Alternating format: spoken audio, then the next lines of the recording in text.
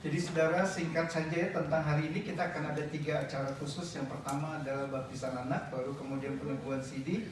Peneguhan CD adalah bagi mereka yang sudah dibaptis, sudah ikut kelas katekisasi, tapi belum diteguhkan dalam satu peneguhan CD. Peneguhan CD itu artinya mengakui iman percayanya kepada Kristus secara pribadi di depan publik atau di depan jemaat lainnya.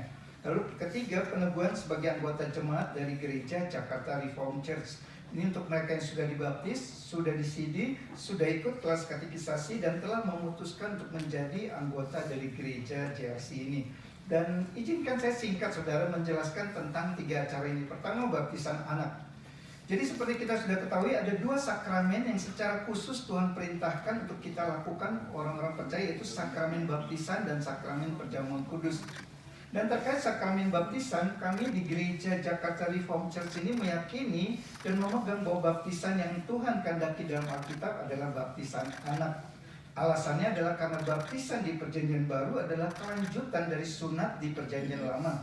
Umat Allah di Perjanjian Lama harus disunat sebagai tanda perjanjian Allah dengan mereka, bahwa mereka adalah umat Allah, dan sunat tersebut dilakukan pada waktu mereka masih anak-anak umur beberapa hari, di mana orang tua mereka itu adalah orang-orang Israel, orang-orang yang percaya kepada Tuhan Allah. Maka seperti sunat, baptisan kami percaya hanya dilakukan 1 kali dalam hidup orang percaya dan dilayankan kepada orang percaya serta anak-anak mereka.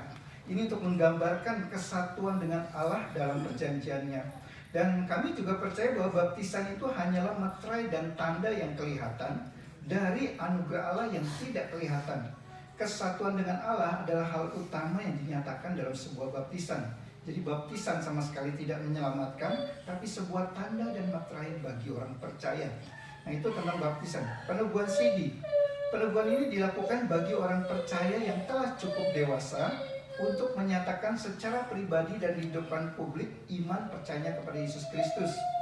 Melalui peneguhan CD ini, orang percaya akan diteguhkan dan dikuatkan akan imannya kepada Kristus dan memproklamasikan di depan jemaat orang-orang lain bahwa dirinya pun telah memutuskan untuk menjadi pengikut Kristus dan berkomitmen untuk menjadi murid Kristus yang setia mengikuti dan melayani Dia. Lalu yang ketiga, peneguhan sebagai anggota jemaat. Kami percaya bahwa menjadi anggota dari satu gereja lokal itu bukanlah hal yang sifatnya opsional atau pilihan, melainkan sesuatu yang menjadi keharusan dan tidak bisa tidak. Setiap orang percaya harus tertanam dalam satu gereja lokal yang dia percaya adalah gereja yang alkitabiah, gereja yang setia dalam mengabarkan Injil, gereja yang hanya meninggikan Kristus dalam seluruh ibadah dan pelayanan gereja, serta gereja yang mengajarkan doktrin yang benar, yang sehat dan alkitabiah. Menjadi anggota gereja jemaat tentu tidak akan menyelamatkan. Jelas hanya iman percaya kepada Kristus yang dapat menyelamatkan kita. Namun menjadi anggota jemaat dari satu gereja lokal adalah hal yang diperintahkan dalam Alkitab dan sangat penting dalam kehidupan iman orang percaya.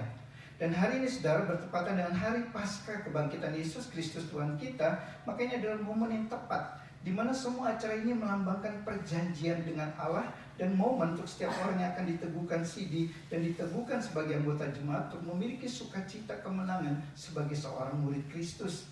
Kristus yang telah bangkit ini mengajak setiap kita orang percaya kepadanya untuk juga bangkit bagi Dia, bangkit melayani Kristus, bangkit untuk hidup setia sebagai pengikut Kristus. Nah, itu saja sedikit penjelasan dari saya. Sekarang kita akan masuk dalam acara yang pertama, yaitu baptisan anak. Nah, saudara, saya sangat bersyukur kepada Tuhan. Terus terang ini adalah momen pertama saya membaptis sebagai seorang pendeta, dan saya mendapatkan keistimewaan khusus boleh membaptis anak saya sendiri. Anak kami berdua, Sani dan saya, yaitu Razenska Keva Iskandar. Jadi saya mengundang mama dari Razenska, Sani Fulianti, papanya sudah ada di sini, untuk maju ke depan dan sama-sama akan di Jumat akan melihat, menyaksikan Razenska adalah bagian dari umat perjanjian Allah yang hari ini akan diteguhkan di dalam baptisan. Nah, saudara, jadi boleh sedikit mendekat lagi. Oke.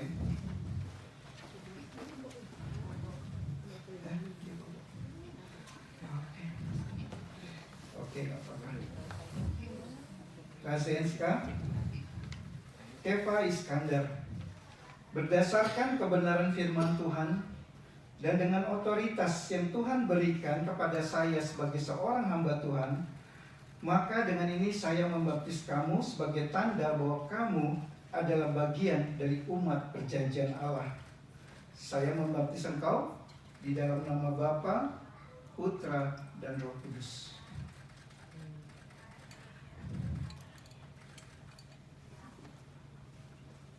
Dia dapat tidur. Ya. Oke, dah. Ya. Mari kita akan sama-sama berdoa bagi Rasenska.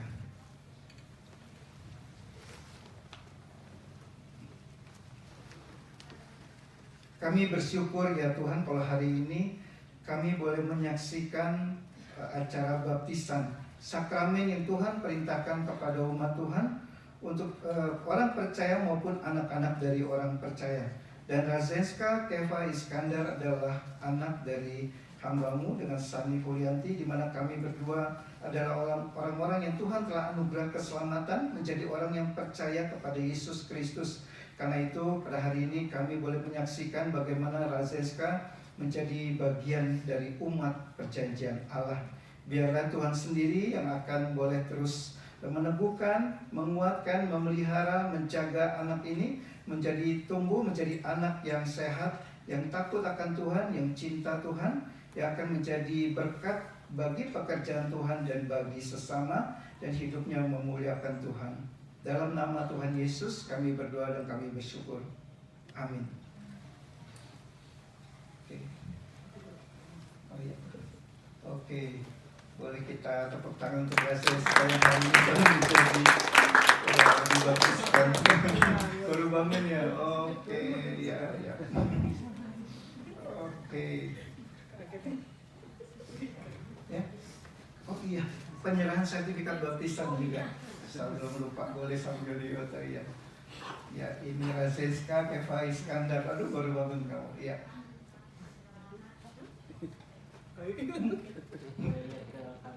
Ya.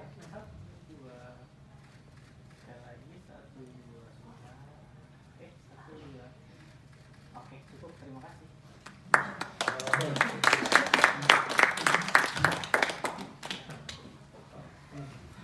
Oke, Bapak Ibu Saudara sekarang kita akan masuk dalam peneguhan CD. Ada 3 orang yang akan diteguhkan CD pada hari ini, yaitu yang pertama Nathanael Armando Siwuk, boleh maju ke depan. Kemudian Benjo Valentino Jager, boleh maju ke depan. Matthew Gabrio Purnawan.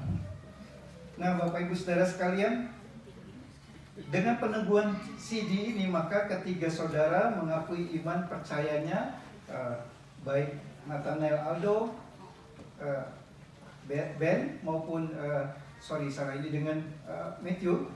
Maka dengan peneguhan CD ini ketiga saudara ini mengakui iman percaya saudara kepada Yesus Kristus sebagai Tuhan dan Juru Selamat saudara di depan seluruh jemaat, dan secara otomatis saudara juga menjadi anggota dari jemaat Gereja Jakarta Reformed Church ini.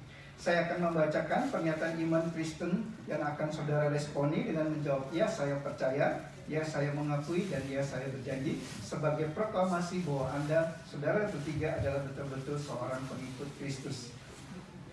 Yang pertama, apakah Anda mempercayai bahwa Allah yang sejati yang harus disembah manusia adalah Allah Tritunggal, yaitu Allah yang Esa yang hadir dalam 3 pribadi yang berbeda, Allah Bapa, Allah Anak, dan Allah Roh Kudus? Apa jawab saudara? Ya, saya percaya.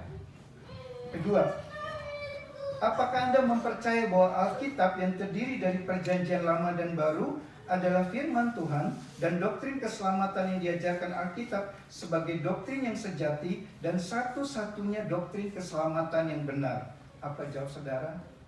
Ya, Saya percaya. Yang ketiga, apakah Anda mengakui bahwa Anda adalah orang berdosa di mata Tuhan yang layak menerima murkanya dan tidak memiliki harapan apapun untuk dapat selamat selain melalui kedaulatan kasih dan kemurahannya? Ya, saya mengakui. Yang keempat, apakah Anda mempercayai bahwa Yesus Kristus adalah anak Allah, Tuhan dan Juru Selamat bagi orang berdosa, dan apakah Anda menerima dan percaya kepadanya semata untuk keselamatan yang ia nyatakan di dalam Injil? Kelima, apakah Anda mengakui bahwa keselamatan Anda adalah karena anugerah Allah sepenuhnya dan semata yang Anda terima melalui iman kepada Kristus semata? Ya, saya mengakui.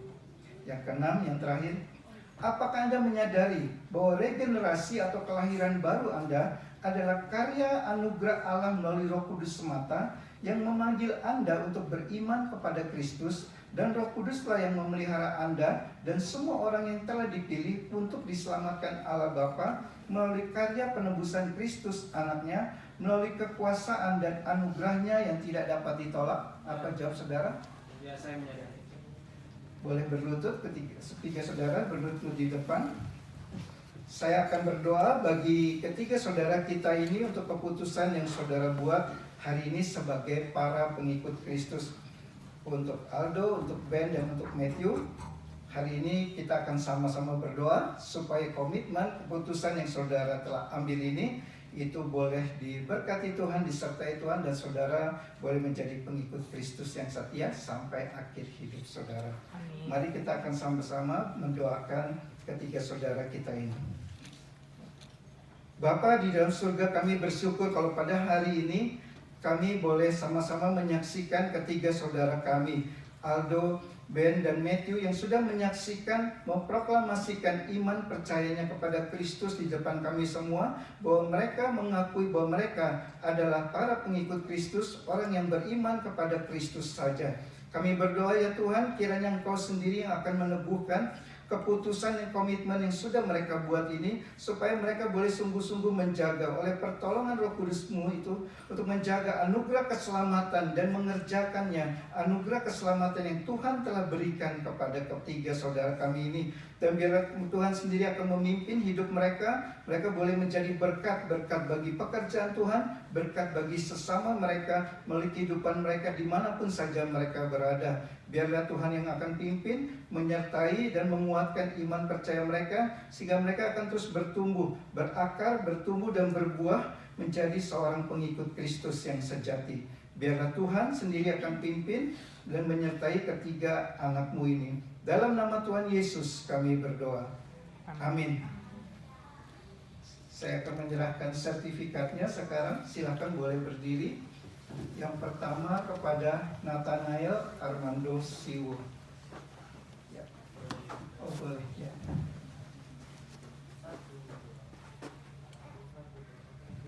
Boleh menghadap coba itu ya. Boleh ya. Oke.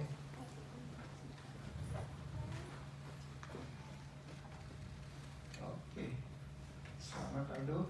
Ini adalah Alkitab sebagai satu tanda bahwa seluruh hidup kita harus dipimpin berdasarkan kebenaran firman Tuhan yang adalah Alkitab ini.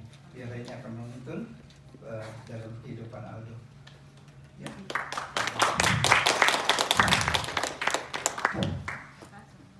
Yang kedua, Benjo Valentino Jager. Saudara, mari kita akan ya boleh.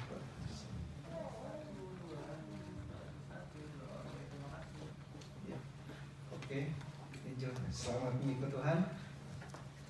Ya, nah kita sebagai penuntun hidup. Ya. Yang ketiga, terakhir Matthew Gabriel Purnawan. Ya, hadap sini. Ya. Ya. Beda ya Bapak Genset. Ya. Oke, Matthew, selamat menjadi pengikut Kristus. Ini harus dipelajari ya.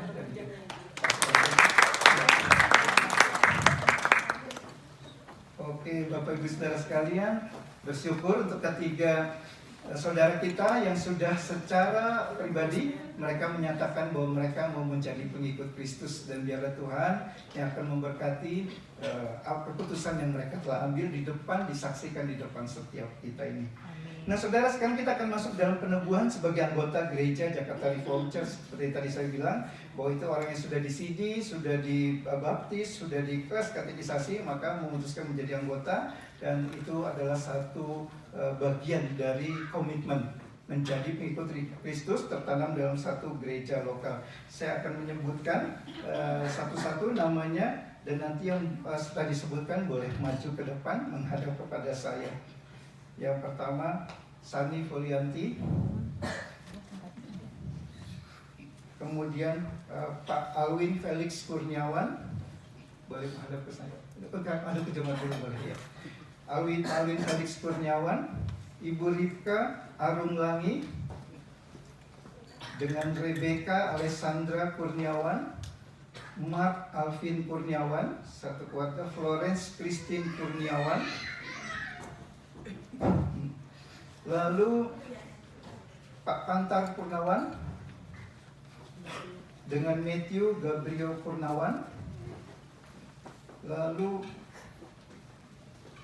Pak Arman Alex Siwu dengan Bu Triyanawati Wedya Siwu, dengan Nathanael Armando Siwu, Natania Sophie Alexandra, oh enggak bisa, oke. Lalu Saudara Benjo Valentino Jager, Saudari Valeri Susanawati, Saudara Jerry di Nale. Oke, Bapak Ibu Saudara sekalian, inilah orang-orang yang memutuskan untuk boleh menjadi anggota dari gereja yang masih sangat baru ini. Dan sebuah gereja lokal membutuhkan para jemaat yang terdaftar, berkomitmen, bukan menjadi satu paksaan, tapi menyatakan bersedia untuk boleh sama-sama membangun pekerjaan Tuhan di gereja Jakarta Reformed Church ini. Jadi saya sangat bersyukur, saya percaya Tuhan yang sendiri yang sudah kirim Bapak Ibu Saudara sekalian untuk boleh ada bersama-sama dan dengan saya, dan ini adalah menjadi satu gereja kita yang kita akan sama-sama melayani Tuhan di sini. Nah sekarang saya boleh minta semua boleh berdiri depan dan boleh menghadap ke saya, karena saya akan membacakan satu pernyataan iman seperti tadi yang akan dijawab oleh para Bapak Ibu Saudara sekalian. Yang pertama, apakah Anda mempercayai bahwa Allah yang sejati yang harus disembah manusia adalah Allah Tritunggal, yaitu Allah yang Esa, yang hadir dalam 3 pribadi yang berbeda, Allah Bapa, Allah Anak, dan Allah Roh Kudus? Apa jawab saudara? Ya. Kedua, apakah Anda mempercayai bahwa Alkitab yang terdiri dari Perjanjian Lama dan Baru adalah firman Tuhan dan doktrin keselamatan yang diajarkan Alkitab sebagai doktrin yang sejati dan satu-satunya doktrin keselamatan yang benar? Yang ketiga, apakah Anda mengakui bahwa Anda adalah orang berdosa di mata Tuhan yang layak menerima murkanya dan tidak memiliki harapan apapun untuk dapat selamat selain melalui kedaulatan kasih dan kemurahannya? Ya, yang keempat, apakah Anda mempercayai bahwa Yesus Kristus adalah anak Allah, Tuhan dan Juru Selamat bagi orang-orang berdosa, dan apakah Anda menerima dan percaya kepadanya semata untuk keselamatan yang Ia nyatakan di dalam Injil? Yang kelima, apakah Anda mengakui bahwa keselamatan Anda adalah karena anugerah Allah semata yang Anda terima melalui iman kepada Kristus semata? Yang keenam, terakhir, apakah Anda menyadari bahwa regenerasi atau kelahiran baru Anda adalah karya anugerah Allah melalui Roh Kudus semata yang memanggil Anda untuk beriman kepada Kristus, dan Roh Kuduslah yang memelihara Anda dan semua orang yang dipilih untuk diselamatkan Allah Bapa melalui karya penebusan Kristus Anaknya, melalui kekuasaan dan anugerahnya yang tidak dapat ditolak? Oke, sekarang pernyataan janji sebagai anggota jemaat. Saudara sudah menyatakan bahwa saudara adalah orang-orang Kristen, para pengikut Kristus yang bersedia untuk menjadi bagian anggota dari gereja CRC ini. Dan sekarang ada pernyataan janji yang perlu saudara sampaikan di hadapan Allah dan di hadapan kami semua jemaat. Yang pertama, apakah Anda berjanji dengan kerendahan hati dan keberserahan penuh dalam anugerah Roh Kudus untuk hidup sepenuhnya sebagai pengikut Kristus? Yang kedua, apakah Anda berjanji akan mendukung gereja Jakarta Reformed Church dan berpartisipasi secara aktif dalam ibadah dan kegiatan-kegiatan gereja lainnya, serta ikut dalam pelayanan gerejawi lainnya? Yang ketiga, apakah Anda bersedia berada di bawah pimpinan para penatua atau elders gereja Jakarta Reformed Church, didisiplinkan olehnya, dan berjanji untuk mempelajari kebenaran dan kemurnian pengajaran yang dipegang olehnya? Yang keempat, Apakah Anda berjanji untuk secara reguler dan konsisten menghadiri ibadah minggu dan kegiatan-kegiatan gereja lainnya serta bersekutu dengan sesama anggota jemaat lainnya? Apakah Anda berjanji, yang kelima, untuk ikut menjaga kesatuan gereja dari konflik dan perpecahan? Yang keenam, yang terakhir, apakah Anda berjanji untuk ikut berbagian dalam mendukung kebutuhan keuangan gereja agar kegiatan operasional dan pelayanan gereja dapat berjalan dengan baik? Terima kasih Bapak Ibu Saudara yang sudah mengucapkan janjinya, dan sekarang Bapak Ibu Saudara sekalian selamat bergabung di dalam gereja Jakarta Reformed Church ini. Sekarang kita semua adalah sama-sama secara resmi sudah menjadi anggota dari gereja ini. Mari sama-sama membangun gereja ini, pekerjaan Tuhan di gereja ini bagi kemuliaan Tuhan. Selamat bergabung di gereja Jakarta Reformed Church, dan mari kita berikan tepuk tangan saudara buat Bapak Ibu yang bergereja. Sebelum kembali saya akan membagikan sertifikat yang sudah ada. Yang pertama kepada Pak Alwin Felix Kurniawan, fotonya gimana? Dari situ aja. Oke.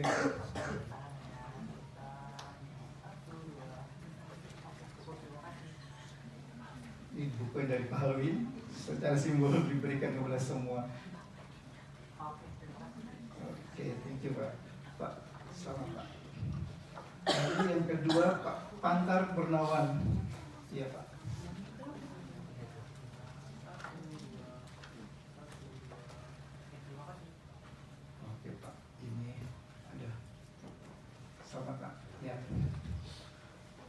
Yang ketiga Pak Arman Alexiu.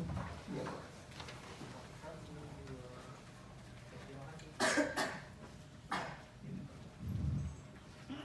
Selamat Pak. Ya. Yang keempat Benjo Valentino Jager. Ya.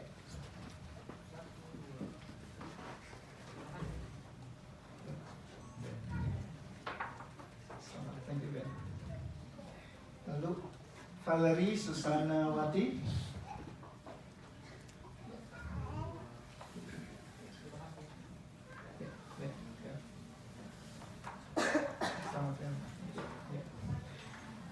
Terakhir Jerry Denali.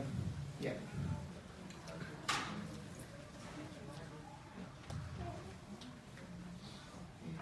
Selamat Jerry. Boleh hadap ke jemaat. Sekarang Bapak Ibu Saudara sekalian, mari kita menyambut orang-orang yang telah memutuskan menjadi bagian dari anggota gereja ini. Terima kasih. Saudara, silakan boleh kembali ke tempatnya. Nanti setelah ini baru kita akan foto-foto bersama ya setelah ibadah ini selesai.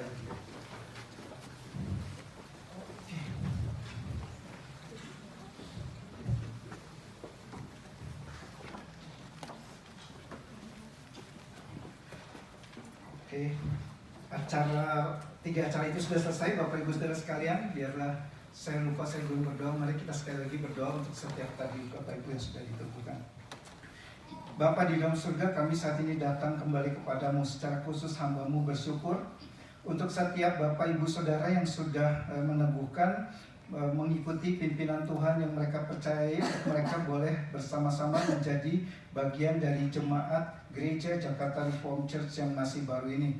Hamba percaya itu bukan satu kebetulan, Tuhan yang kirim satu demi satu setiap Bapak Ibu Saudara yang sudah memutuskan menjadi anggota gereja ini. Dan hamba berdoa kiranya Tuhan sendiri akan meneguhkan keputusan komitmen yang sudah mereka buat, supaya betul-betul kami semua akan sama-sama bergandengan tangan di tengah-tengah berbagai perbedaan-perbedaan kami boleh tetap menjaga satu kesatuan sebagai saudara seiman di dalam Kristus yang Tuhan telah kirimkan untuk boleh bersama-sama bergabung membangun komunitas di gereja JRC ini. Berdoa biarlah Tuhan yang akan pimpin setiap kami sebagai bagian dari gereja ini, karena sebagai anggota jemaat gereja ini menjadi bagian, maka menjadi satu milik dari setiap kami yang sudah menjadi anggotanya.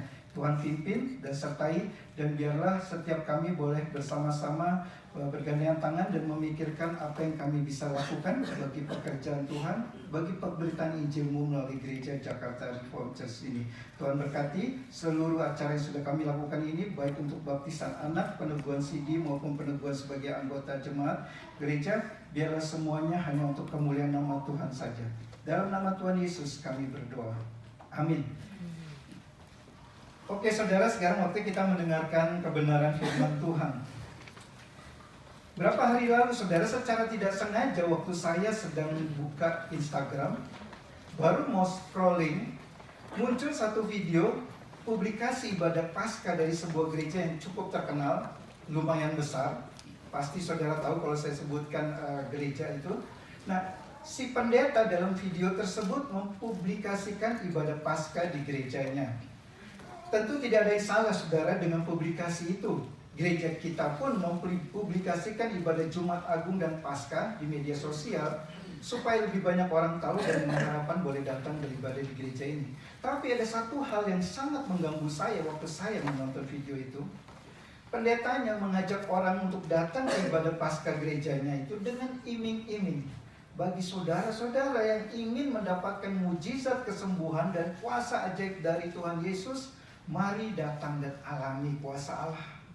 Jadi Yesus yang bangkit pada hari Paskah ditawarkan si pendeta sebagai Yesus yang berkuasa untuk melakukan mujizat kesembuhan, pemulihan ekonomi maupun pertolongan-pertolongan lain yang sedang sangat dibutuhkan jemaat. Kebangkitan Yesus diidentikan dengan kebangkitan ekonomi, karir, jabatan dan seterusnya yang bagi saya benar-benar tidak alkitabiah. Nah, di sini saudara, gereja dan pendeta tersebut menurut saya telah menawarkan apa yang bahkan Yesus sendiri tidak pernah tawarkan.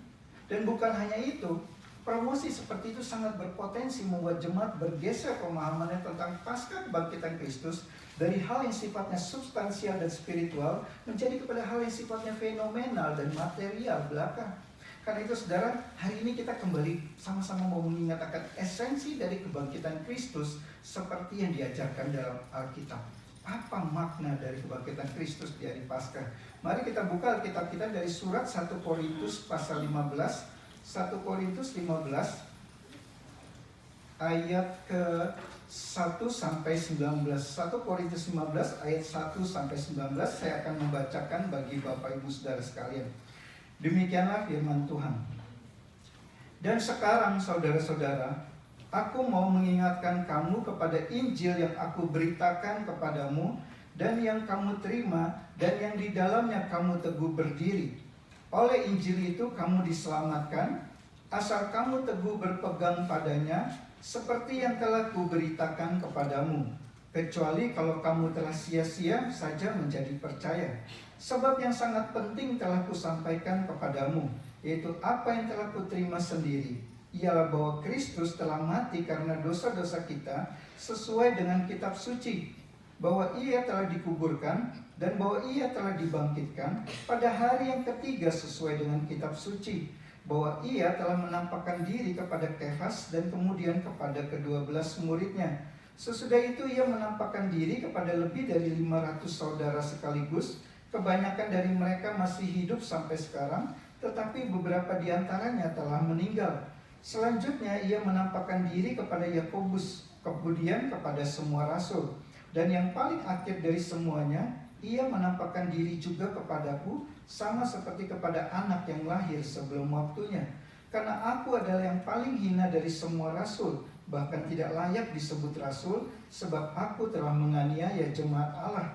Tetapi karena kasih karunia Allah, aku adalah sebagaimana aku ada sekarang, dan kasih karunia yang dianugerahkannya kepadaku tidak sia-sia.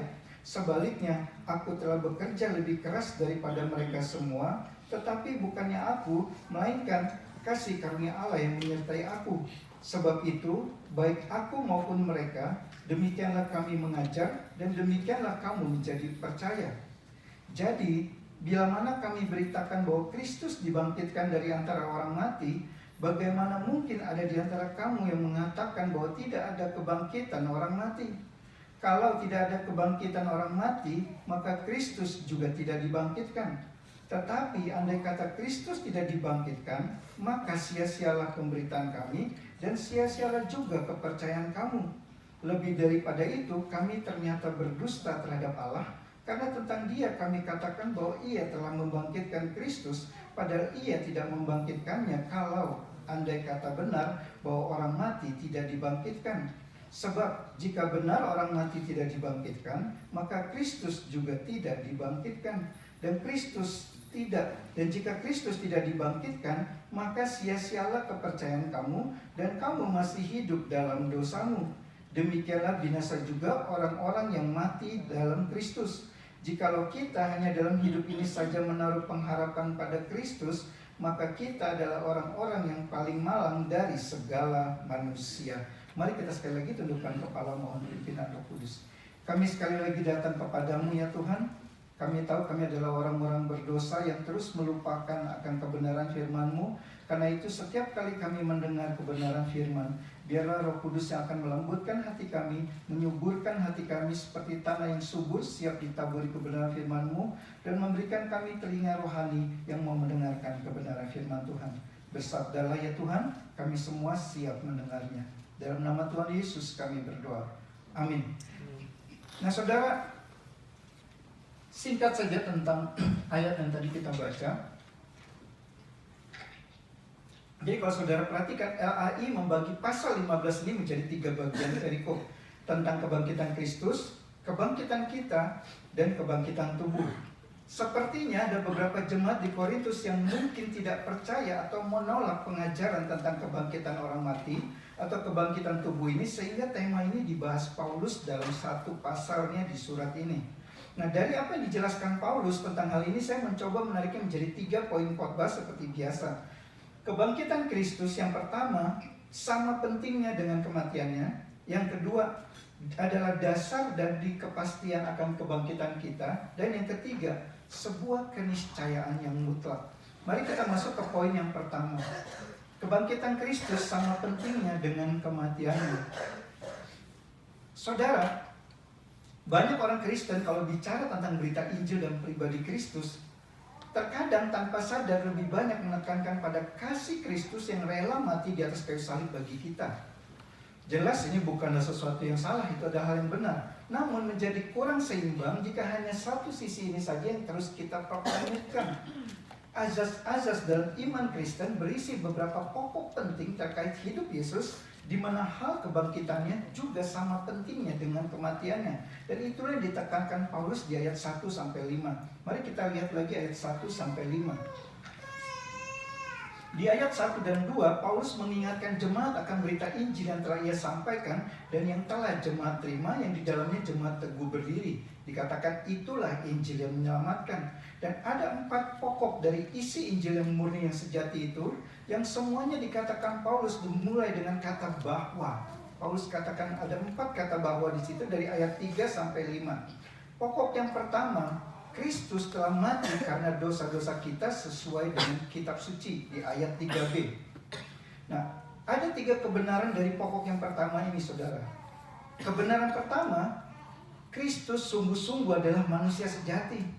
Semua manusia dapat mati dan akan mati, dan karena Kristus mengalami kematian juga, maka jelas ia adalah seorang manusia sejati.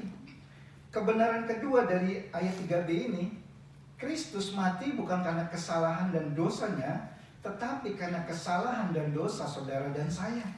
Kematian Kristus ini adalah bagian dari karya penebusan dan keselamatan Allah.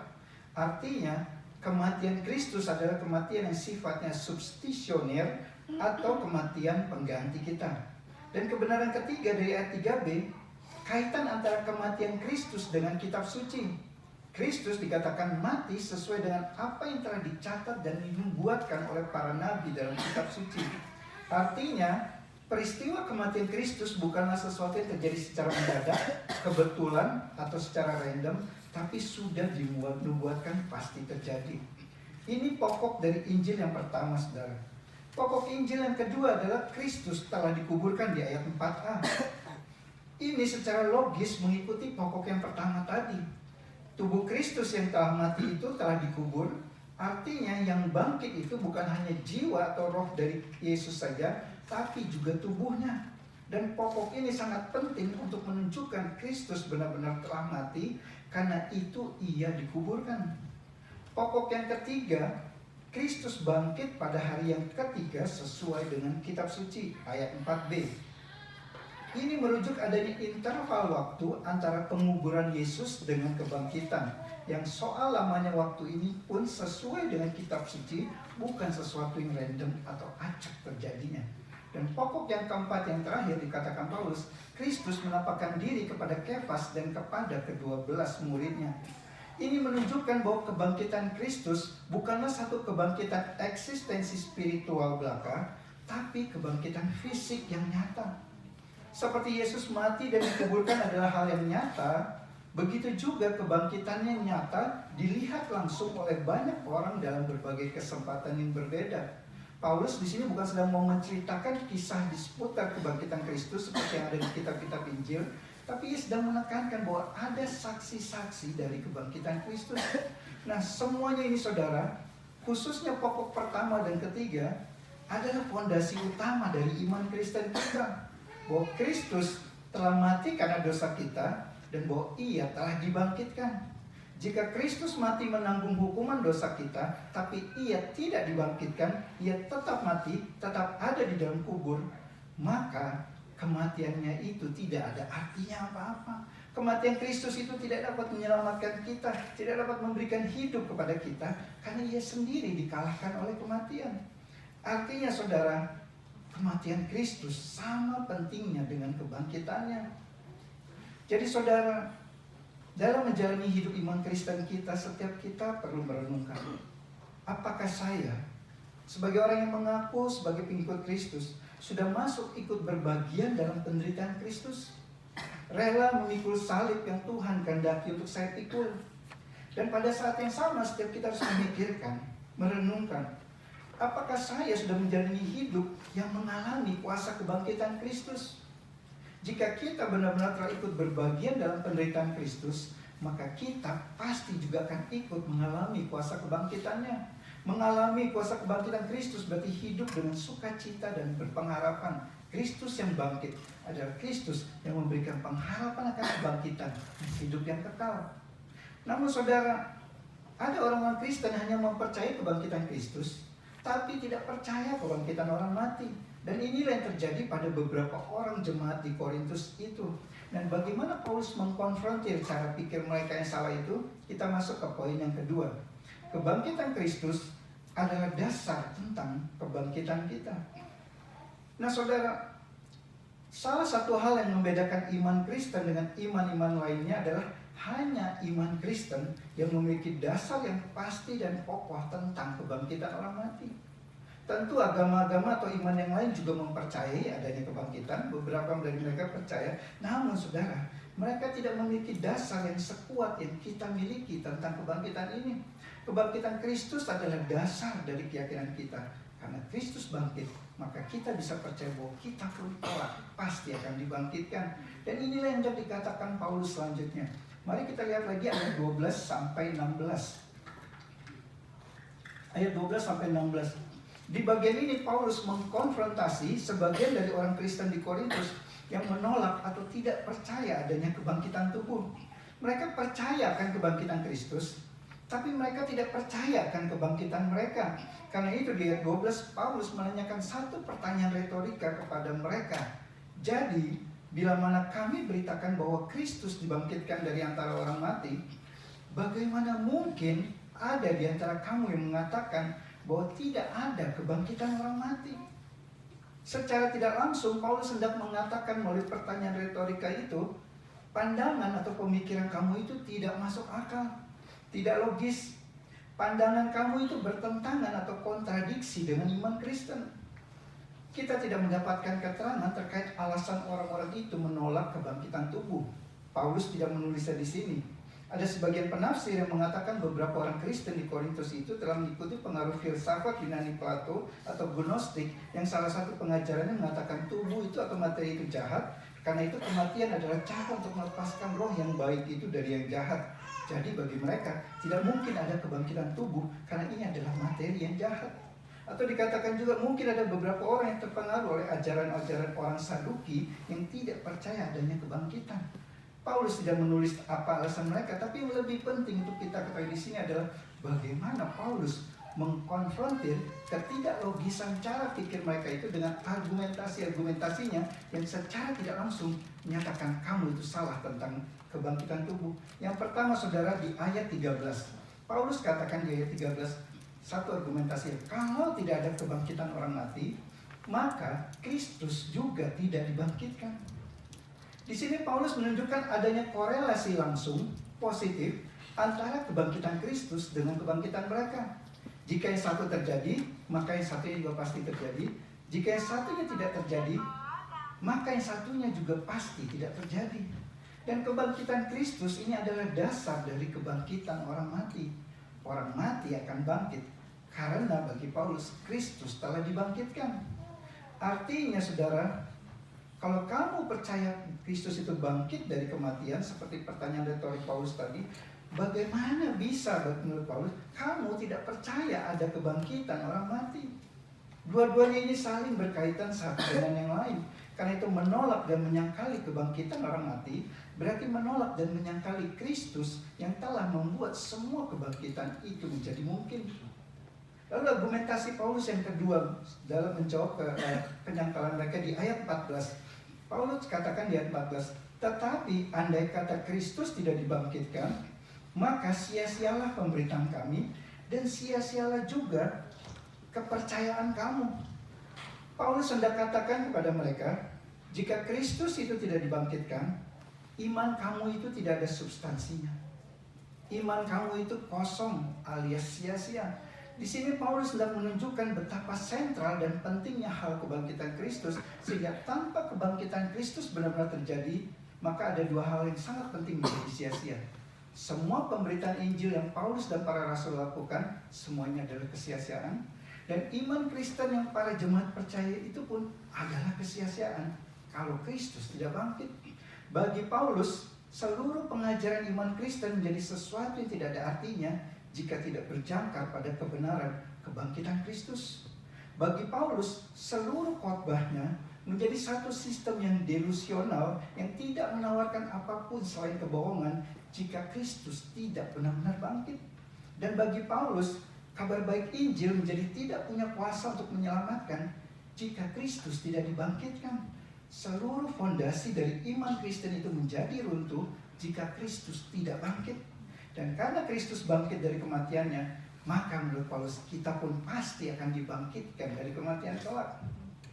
Nah saudara, di sini ada dua pertanyaan untuk dua kelompok yang berbeda terkait dengan kebangkitan tubuh ini.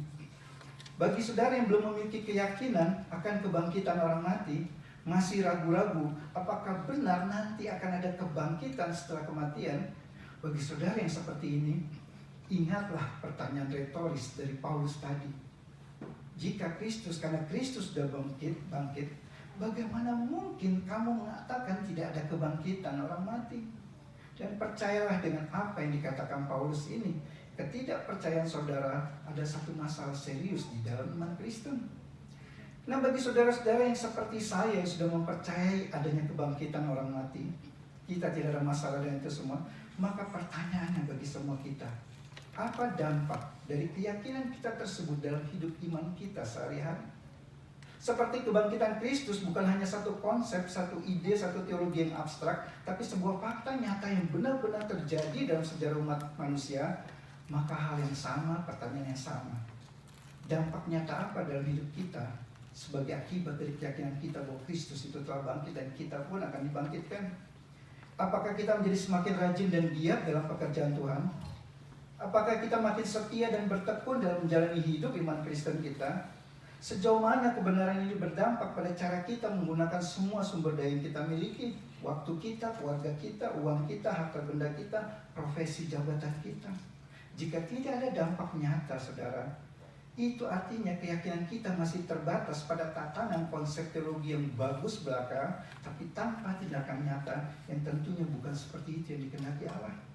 Kebangkitan Kristus adalah dasar bagi keyakinan akan kebangkitan kita yang harus merubah cara hidup dan perspektif hidup kita. Nah saudara, setelah menunjukkan korelasi antara kebangkitan orang mati dan kebangkitan Kristus, Paulus kemudian menunjukkan lebih lagi argumentasinya yang darinya dapat kita lihat bahwa tidak mungkin kalau Kristus itu tidak bangkit. Kebangkitan Kristus adalah sebuah absolute necessity atau satu keniscayaan yang mutlak. Seperti apa keniscayaan itu? Kita masuk ke poin yang ketiga yang terakhir. Kebangkitan Kristus adalah sebuah keniscayaan yang mutlak. Mari kita lihat ayat 17 dan 18 saudara. Di ayat 17 dan 18, Paulus menyatakan dua hal yang akan terjadi sebagai konsekuensi jika Kristus tidak bangkit. Dikatakan, kamu masih hidup dalam dosamu. Lalu yang kedua, orang-orang yang telah mati di dalam Kristus pun menjadi binasa. Artinya, mereka yang masih hidup, kamu tidak ada pengharapan kalau Kristus tidak bangkit. Dan mereka yang telah meninggal pun, Paulus katakan tidak akan selamat, akan binasa. Jadi jika di surat-surat yang lain Paulus selalu mengingatkan tentang adanya pengharapan bagi mereka yang percaya pada Kristus, maka sekarang Paulus katakan pada orang Kristen yang di Korintus yang tidak percaya kebangkitan tubuh ini, bahwa jika Kristus tidak dibangkitkan, maka kamu hidup tanpa pengharapan untuk mendapatkan pengampunan dosa, dan kalau kamu mati pun, kamu akan binasa seperti mereka yang telah lebih dahulu meninggal sebelum kamu. Artinya saudara, hal kebangkitan Kristus ini adalah sesuatu yang sangat serius. Bayangkan, dikatakan Paulus, jika Kristus tidak bangkit, kamu masih hidup dalam dosamu. Iman Kristen adalah iman yang sangat menekankan pada pengampunan Allah atas dosa-dosa kita. Injil juga adalah berita baik bahwa Allah telah beranugerah mengampuni dan menyelamatkan kita orang-orang berdosa. Tetapi saudara, semua ini tidak ada artinya apa-apa jika Kristus tidak bangkit dari kematiannya. Bahkan tadi dikatakan Paulus juga, bagi mereka yang percaya pada Kristus dan telah meninggal, jika Kristus tidak bangkit, mereka binasa. Di sini dapat kita lihat betapa signifikannya kebangkitan Kristus dalam iman Kristen. Dan Paulus mengatakan lebih lagi tentang hal ini di ayat 19. Dikatakan Paulus dalam satu ayat yang terkenal ini, jikalau kita hanya dalam hidup ini saja menaruh pengharapan pada Kristus, maka kita adalah orang-orang yang paling malang dari segala manusia. Apakah Paulus sedang menggunakan bahasa hiperbola di sini saudara? Sedang lebih-lebihkan? Dan apakah hal yang salah jika kita menaruh pengharapan pada Kristus dalam hidup yang sekarang ini saja? Di sini jelas, saya percaya ada sukacita dan berkat khusus waktu kita menaruh pengharapan pada Kristus untuk hidup yang sekarang ini dalam dunia ini. Paulus banyak katakan tentang hal ini dalam suratnya yang lain seperti surat Filipi misalnya. Namun saudara, tanpa kebangkitan Kristus, yang juga berarti tanpa kebangkitan kita kelak, maka hal-hal tentang hidup bersama Kristus kelak hanya sebuah ilusi rohani yang diciptakan oleh orang-orang Kristen sebagai sebuah pelarian atau khayalan atau fata morgana yang sama dengan kita sedang menipu diri kita sendiri. Bayangkan saudara, seluruh penyangkalan diri yang kita lakukan sebagai harga yang harus kita bayar sebagai pengikut atau murid Kristus, semua kelelahan yang telah kita jalani waktu hidup memikul salib yang berat yang Tuhan kehendaki untuk kita pikul sebagai salib kita, dan semua pengorbanan yang sudah kita lakukan dengan rela dan sukacita sebagai bagian dari hidup iman Kristen kita, semua ini sudah kita lakukan, dan kita berharap akan mendapatkan kelepasan dari seluruh penderitaan dan permasalahan hidup selama ada di dalam dunia ini. Namun ternyata hidup hanya selesai pada waktu kita mati. Tidak ada kehidupan setelah kematian. Bayangkan saudara, betapa sia-sianya seluruh kehidupan yang kita jalani sebagai seorang Kristen selama ini jika hidup ini hanya selesai pada kematian. Paulus katakan tadi, betapa malangnya kamu, orang yang paling malang dari semua manusia. Karena itu kita sangat bersyukur saudara, teks firman Tuhan hari ini menegaskan satu kepastian tanpa setitik pun keraguan. Ada kebangkitan setelah kematian tubuh jasmani ini kita ini kelak. Dan bagi kita yang percaya kepada Kristus, kita bukan hanya dibangkitkan seperti Kristus dibangkitkan, tapi kita dibangkitkan untuk menerima janji kehidupan kekal yang telah Allah sediakan bagi mereka yang percaya kepada Kristus. Jadi saudara, hilangkanlah segala pikiran yang bukan berasal dari Tuhan, yang mencoba membuat saudara meragukan kehidupan bersama Kristus kelak setelah kita mati. Hindari juga segala filosofi dan worldview dunia sekuler ini yang terus membombardir kita dengan slogan yang terkenalnya, you only live once. Kamu hidup hanya satu kali saja, yaitu sekarang ini saja. Jadi berpestalah, karena besok pun kamu sudah tidak ada lagi. Jauhi semua itu dan peganglah apa yang firman Tuhan katakan dalam teks ini. Kristus telah mati di atas kayu salib, bagi dosa saudara dan saya. Dan kita adalah orang yang telah diampuni dosanya oleh Allah. Dan karena Kristus telah bangkit, kita juga pasti akan dibangkitkan dan pasti akan menerima hidup yang kekal bersama dengan Kristus selamanya. Kekristenan sejati adalah kekristenan dengan pengharapan akan hidup kekal. Namun tidak ada pengharapan akan hidup kekal yang layak untuk kita jadikan pengharapan kita jika tidak ada kebangkitan orang mati. Kebangkitan Kristus adalah sebuah absolute necessity, sebuah keniscayaan, sebuah keharusan yang mutlak terjadi. Karena tanpa kebangkitan Kristus, iman Kristen menjadi bukan hanya tidak ada istimewanya, tetapi bahkan menjadi sia-sia. Jadi saudara, di Paskah kebangkitan Kristus ini, ingatlah, Kristus yang bangkit mengalahkan kuasa maut dan kematian adalah sumber kekuatan, pengharapan dan sukacita kita. Kristus yang bangkit juga seharusnya membuat kita maju terus dan bergiat dalam mengerjakan panggilan Tuhan untuk hidup melayani Dia.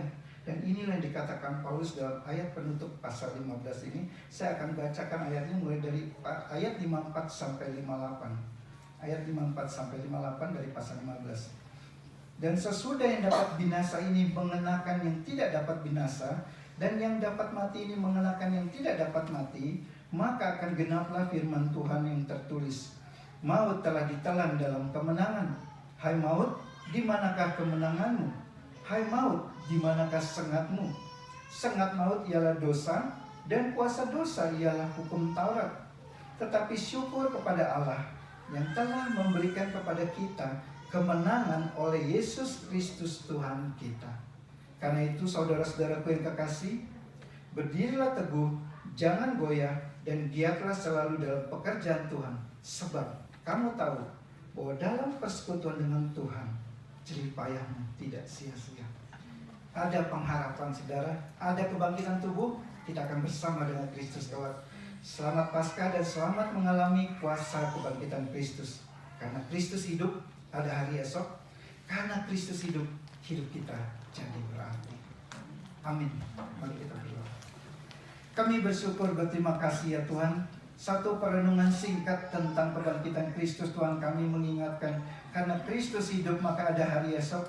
Karena Kristus hidup, kami tidak perlu takut mengalami kematian. Waktu kematian itu datang menjemput kami, kami akan dengan sukacita menyambutnya. Karena kami tahu itu adalah satu pintu di mana kami akan masuk ke dalam perhentian kekal, di dalam kemuliaan Tuhan bersama-sama di sorga-Mu.